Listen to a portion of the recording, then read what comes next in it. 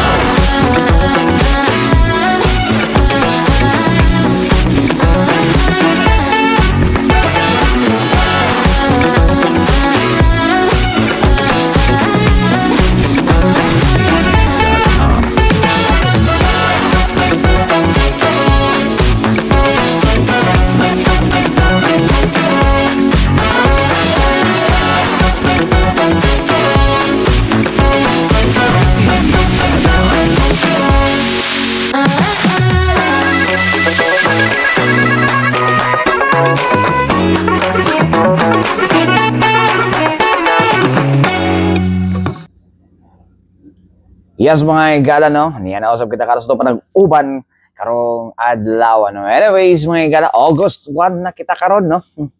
August 1, isa ka bulan na lang kuan na. The longest holiday season na sa Pilipinas. Joke lang. Anyways mga katambayan no, karong adlaw no atong hisgutan no kani mga operasyon karon sa ato ang Land Transportation Office no, especially nga nagbalik eskwela na no.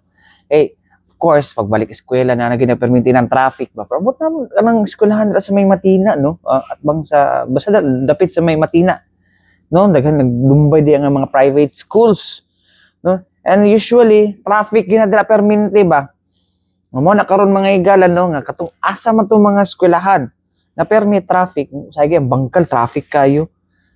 Lay usahay diya sa bangkal mga igala na usa ka eskwelahan diri sa bangkal no.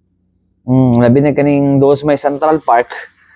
Traffic pud kay na diha usahay pud no, mabuntag. Bot lang lisod lagi ni kon lagi kay ko sa public school na mga igala murag traffic kay daghan og mga jeep nga magtapok. Pero usa man to nga mas daghan man ang mga private vehicles compared sa atong public utility vehicles diri sa kuan dakbayan. So mao to ang kuan mga igala no, mao ni isa sa mga problema. Kung ato ang na kuan no, atong naobserbahan kung totoo na transport strike, I think atong transport strike nila 2018 or 2017 no, nga di ba na may uban ditong nag-adjust, wala sulod sa ilang mga opisina o wala kanang kuan opisina para makaiwas. Daghan gyapon ang mga jeep dili kay traffic. Mo gyud to maobserbahan gid karon no. And then mo po na isa sa mga nindot pud karon no nga ilahan ginatutukan gid sa LTO no kaning balik eskwela. Undod so sir bikini men Ma'am Linggay all year round pud daghan pa mo ginatutukan gid kinabang tay anti-colorum campaign. Diba? So, with that, kuan na siya, no? Tawagan ni, mao gina siya ang kuan, tawagan ni, mao gid dapat ang pagkatutukan, no? Daghan pa kayo, kung mo, bito nga nanay si Saik, no? Tong special, sa meaning sa Saik, gani, no? Atong i-search po ng Saik, po mga katambayan, no? Nga, even ang ato ang kuan no, ang ato ang Philippine Coast Guard nga sige mo pangantsaw Special Action and Intelligence Committee for Transportation no, kuan na siya mga igala no, na pati Coast Guard gani gipakuan na kay busy jud kayo ang ato ang Land Transportation Office kuno daghan sila gina kuan. So mo no isa sa mga kuan karon pamaagi no, para mas matutukan pa ang kining kuan no, uban pang mga kuan no, in terms of implementing traffic rules no or traffic laws. Although natay mga CTTM o pero mas bugat mo gud kung TOP. Kung dili TOP ang ihatag ano ba mga driver o mga kuan nga mga drivers. Dili na sila magkuan gyud ilahar ng kuanon. Isi-isihon na nila ng mga citation ticket gikan sa city. So anyways mga igala no, Di na kita maglangon ato paminaw no si Sir Yuri Lim no, ang head sa Law Enforcement Section or Division sa LTO 11. Paminaw na to. Yes mga higala no, uban-uban na usab kita karon no. Diri sa to ang tulumanon no, kada hapon diri sa to ang diri sa to ang sibianang Radyo Pilipinas Davao no. Kung nagapaminaw mo sa ato ang kuano radyo, madunggan mi ninyo no sa 88.7 sa dial sa inyong mga radyo. O pwede pod ko ninyo makuan pod no. Kung gusto niyo makita ang kuan, makita ninyo ako ang kakuan katahong ang ako ang gusto niyo makita akong dagway kung kinsa gid si Armando Feniquito kato sig pangaway dito sa inyong idol dito sa Pika Station. Kuan tanawon ko ninyo sa kuan sa mga Facebook page nga Radyo Pilipinas Davao. Anyways mga katambayan no, karong hapunan no, kung kagahapon atong gisgutan kay katong about sa kating ginatawag nato nga CPR no. Karon na pod no, lahi na pod no kay maghatag awareness no, kay daghan ba yan ni mga katambayan no, ang daghan ni siya nga sakit no. Actually daghan kay ni siya nga kaning kuan no, mo siya di siya usa dili right term is prevalent. Actually daghan na ni karong sakitan no sa tuang kuan sa tuang nasod karon, especially kita no sa taka lugar nga grabe ang kuan no, grabe ang konsumo sa rice no. Pero lang ginaingon is kuan naman daw na mga katambayan no, agree na po akong tawag malito, mga katambayan no, one of the phases lang na ano maka-acquire tani nga sakit. But anyways, diretso na lang nato no, isigutan nato karong panahon no, ang ginatawag nato nga diabetes. Unsa ba ring diabetes no? Actually kabalo naman taon sa nang diabetes no. Karon nga atak na ato anang kuan karon ato ginahisgutan no, kay tungod ang 4th week of July, which is last week pa dapat ni. Pero karon na lang nato ni ikon no, kay katong Monday lang man nag-guest ang isa sa mga doktor dira no sa Southern Philippines Medical Center. Ang kuan na mga katambayan no, atong ikuan ning diabetes kay daghan kayo og kanang mga diabetic diri sa tuong lugar no, dili lang katong hilig hinamis. Actually it's about the lifestyle no. Napoy uban nga pwede nila pero sa may diabetes no. On diabetes and diabetes mellitus usa ni siya ka kuan no, uri sa kuan nga dungod ni sa kaning wala na pag-function sa pancreas. Dili man function ang pancreas, dili na siya makakunog ka ng insulin no. But anyways mga kuan no, mo na siya isa sa mga kuan sa to kay pag diabetes taas ang blood sugar. Yun hilig daw tamis, but actually I think dili man siguro lang sa tamis lang na siya no. There are other factors no, which is explain sa tuwa ni kasi ganyan yung doktora, ganyan yung mga aktora ni mga igala. Si Doctor, asa ba to? Na naman to dire. Ato ang kanon mga kada lang yung mga kaagriha ato sa pangitaon to kay kuan. Di isa na magkamali. Asa naman to? Gikan ni siya sa kuan, gikan sa nadere. Dili mo. Nasa Pikas page di ay. Ay Pikas kuan, Pikas. Asa naman to? Nato diri mga ilagid mga katambayan ha. Okay. Gid isa sa mga kuan ako baka dugay kay ko maka-search. Nato diri no, at least ba mabawaan nato gino kung sa bagay diabetes. Actually ihatod ni siya ni kuan ni doctor health asa naman. Importante gid na may bawaan gid nato pud siya mga katambayan no, kay lisod pud kun di nato ni siya hibaw ani nga sa usa pagkuan. Actually kabalo naman mo tanan no ko usahaw ni pagkuan daghan naman na daghan nag-content ani sa ato ang Facebook, mga atong social media, no. Nana day mga igala no. Nana diri mga igala no ato paminawon no ang explanation no with regards ani sakitan ni no pinaagi sa ah, membro sa Department of Internal Medicine sa Southern Philippines Medical Center nga si Dr. Marcus Albert Belen mga igala. Paminawon nato. First, to share with you is yung Oplan Balik Eskwela program natin. No? This was cascaded from our central office in Manila. No? So since last week, nag-start na po yung coordination meetings with the local government unit, traffic management offices, region-wide, and coordinated meetings with different schools, region-wide also.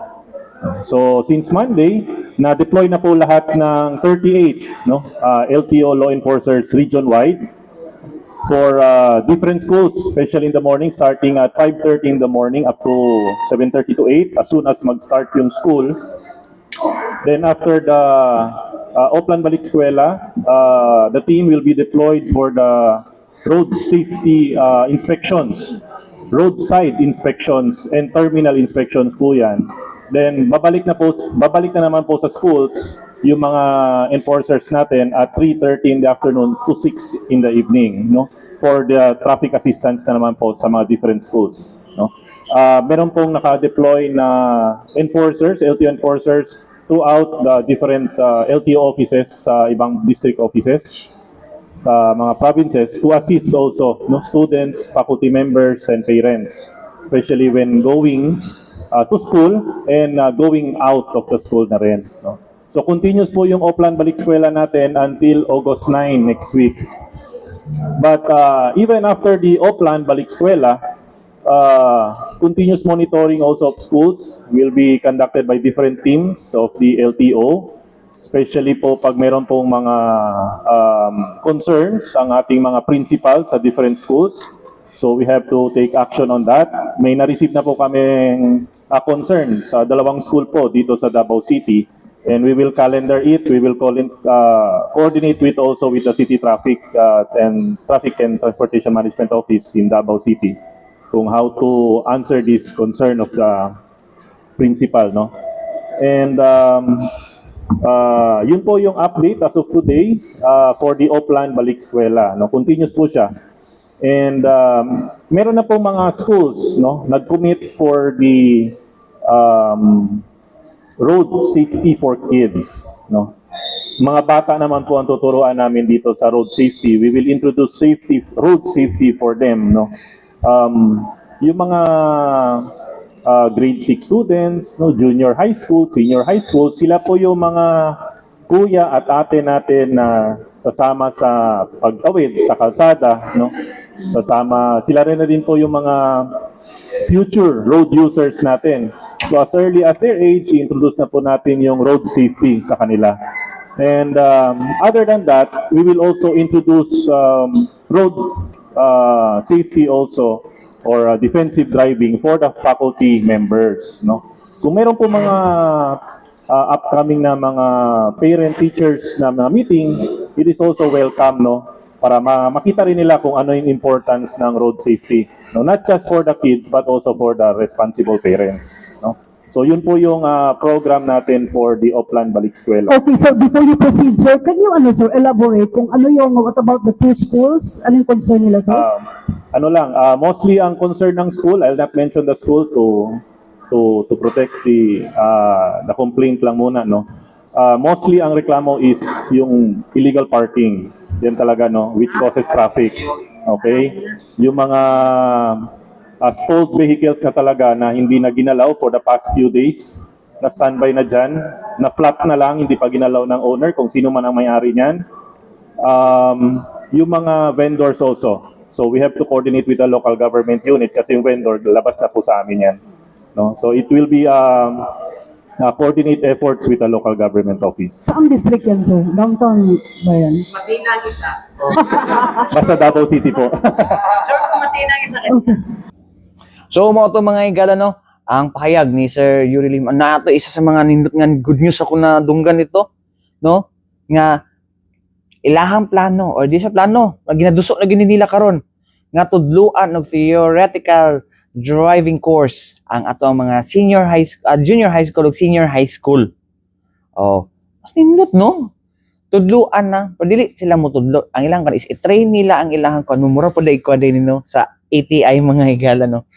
Nga ang kuan tawag ani nga ang gina-train sa to ang ATI no kay kaning kuan lang tawag ani mga agriculture extension workers ko mga ginatawag nga farm technicians sa bawat kagro magro pagro no magro kagro pagro gikan diha nga mga offices no or city agriculture's office city municipal agriculturist office or provincial agriculturist office or agriculture office no wala sila gina-train kay para sila mo train dito sa ilahang mga farmers sa ilahang locality or sa ilahang LGU.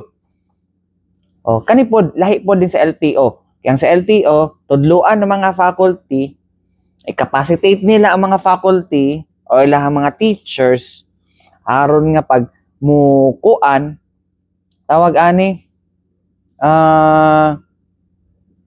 tawag nito pag mo agree ang faculty or mo kuan sila mo agree naglibog ko na mo nabasa ko na message ko do pag mahuman na ang faculty sila na motudlo no ang teachers na ang motudlo ngadto sa mga estudyante and then sila maghimo og assessment no if kuan ba kanang na-assess sila and then nindot ang kuan ilang performance during their the whole year na theoretical driving course pwede na tila magamit para makakuha og student permit. Wow, dali na kaayo. So dili na kailangan mag TDC ang kuan no sa isa ka driving school. Kay tungod na sila certificate gikan silang eskwelahan i-certify ilalang i-add dito ilang assessment dito good ang ilahang kuan ilahang performance during their course ipakita nila sa LTO, mag-apply sila lisensya, student permit, pwede na. So one step na lang para makakuha na sila og driver's license, no? Ana kanindot ang step karon nagibuhat sa LTO. Anyways, mga katambayan, no?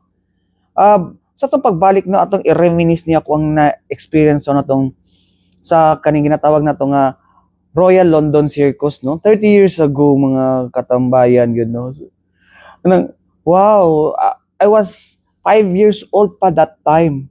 5 or 6 years old pa ko nga panahon na. Pero, tingala, karon ba nga, pasalamat ko sa akong papa ato. Kay kuan, yagi kong gidala dito, no? Pero, karon after 30 years, di pa ni balik, no? Pulay na sila, kay kuan na sila, Euro Extreme. Ano to? Euro Extreme Circus. So, Euro Extreme, Euro Extreme Circus Davao. Pero same gihapon ang papa niya ang nagdalaan ni karon ang anak lang nagdala karon dinhi sa Davao. So lahi na ni wala na tong mga animals sa una. Anyways, may gala sa tong pagbalik na nato na isgutan no human lang aning pahinumdum no gikan sa ato ang pikas lawak. Yes, mga igala, balik kita din sa ito panaguban sa itong tulumanong tambayan sa Radyo Pilipinas. Anyways, mga igala, no, ato ang balikan na itong gisgot itong about sa Royal London Circus. Bata pa kay ko ato sa una mga igala. Well, kwan story time sa taan no. Bata pa kay ko ni panahon na ba no. 6 years old siguro to going 6 years old ko niya. Isa sa mga kwan sa kong amahan sa una gidala ko niya nila sa circus. Sa una sa agro pa to or sa Chongko Field or agro mo guna mo na ilhan diha gud no. So remember ko ato nga time nga dagha bibo kayo no. I really enjoyed no. I really enjoy the kaning performance about sa tapos grabe akong katawa sa clown gyud no. And then napuntong clown na po dito no kagahapon sa AFP-PNP nga grabe kayo gaon no. So anyways mga igala no gusto ko mo tanaw gyud aning gyud Euro sa to sa ning extreme asa man to Euro Extreme Circus Breakout. Actually lahi na ni karon mga igala no kasi ano tong traditional na circus.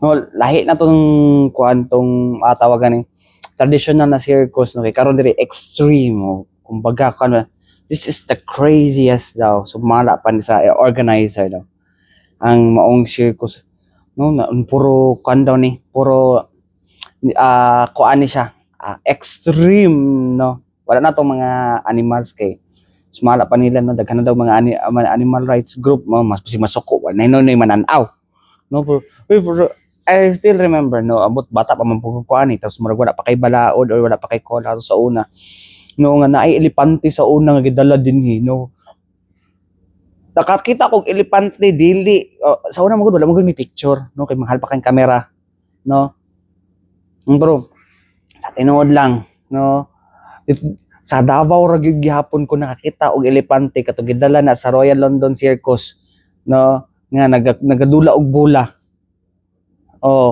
ay tiger na ay kuan ay tiger na ay unsa pa ba na ay tiger na ay tawag ani tiger na ay unsa pa ba to lion ingaw dinhi ko nakakita bata pa ko nakakita na kuan it's because of Royal London Circus hopefully kaning kuan no Euro Extreme makahatag og enjoyment and of course mo tan-aw ko ani no anyways mga igala no ato asang paminawon no ang duha sa mga kuan no ahead sa maong kuan no nga sila kuan asa naman to si Sir Kenneth Lee no ang kuan ko wala ko kabalon sa ang kuan position ni Sir Kenneth kinakalimot ko ang sabot to o ba ni ano ra si Sir Kenneth Lee no ang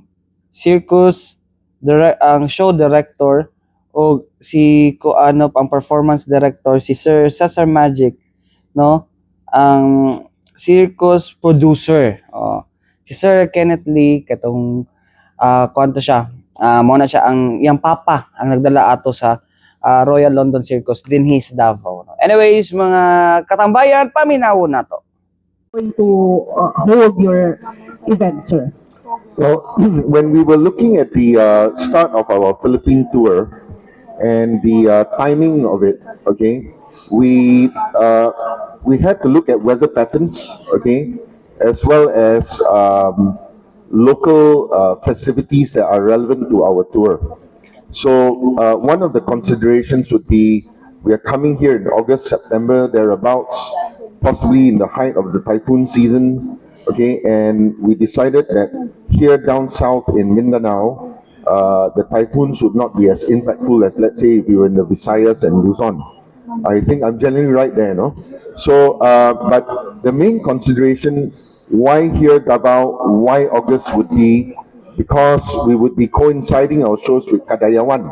So, in that regard, when we first touched base with the city government of Davao quite a few months ago, we were very honored to have been given a chance to meet the city tourism officer in charge, Miss Jennifer Moreno, who was very helpful, facilitated all the things that needed to be done for our permits and licensing.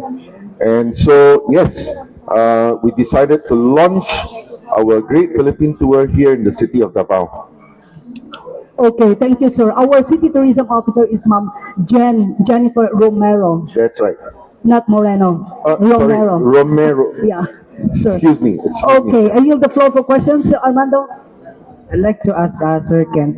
Sir, I heard that your father was the one who brought a Royal London Circus here in Davao City back in the 90s. No, I was still a kid that time. That's right. Yes. Watching that. No, what's new with this Euro Extreme Circus compared to the Royal London Circus during that time?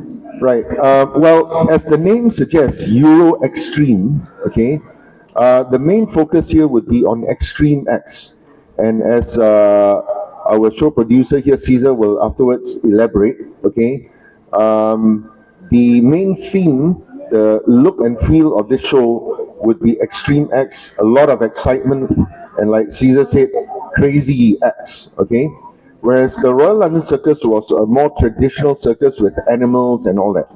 Now, at Euro Extreme Circus, we are an animal-free circus, okay? We have no animals in our show.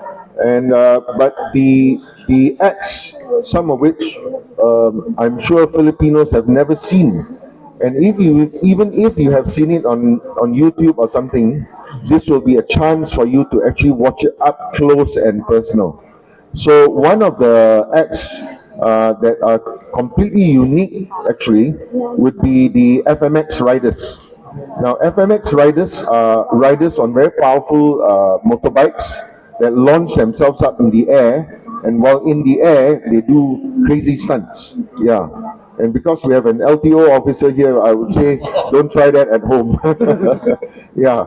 So that's the main difference. The Euro Extreme Circus, of course, also incorporates modern production touches, and all that also would include Caesar's own presentations of two of his most dangerous acts, which is the water tank escape, and a burning rope escape, which I will leave to him to elaborate further. So overall, a very exciting, adrenaline rushing program, which all Davaoenos should not miss. Seriously, sir. So, as I said earlier, it's a complete show from A to Z. We have 25 artists from all around the world. One of the craziest moments, as he said, is the FMX, but we have also a human cannonball, which is actually right here with us today. I would like to present him. He came all the way from Chile. Mr. Ronald, please come and join us here. He is one of our artists, and as well international clown from Ecuador, Chupetin. And I would like to present some other artists that are in the show.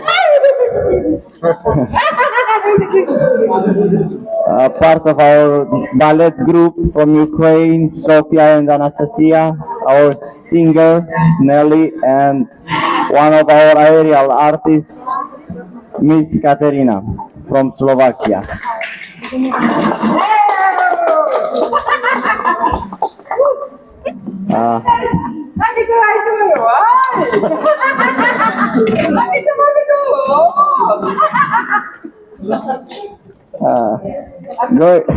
Going forward after this small laughing here, as you can see, our show it's not only for kids, it's also for adults, and has a big impact, comedy moments, and full suspense and full adrenaline inside. So even if you're gonna laugh a little bit because of him, we have also another comedian guy came all the way from Italy. You're gonna you're gonna have heartbreaking moments inside.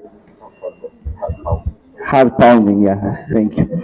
And I would like to ask Katerina, one of our artists, she will make us a small demonstration of one of these moments here in front of us.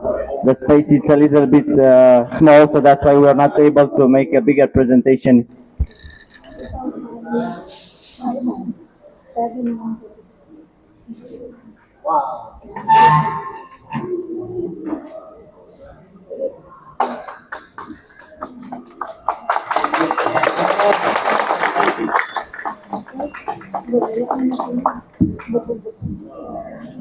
Thank you very much, Katerina.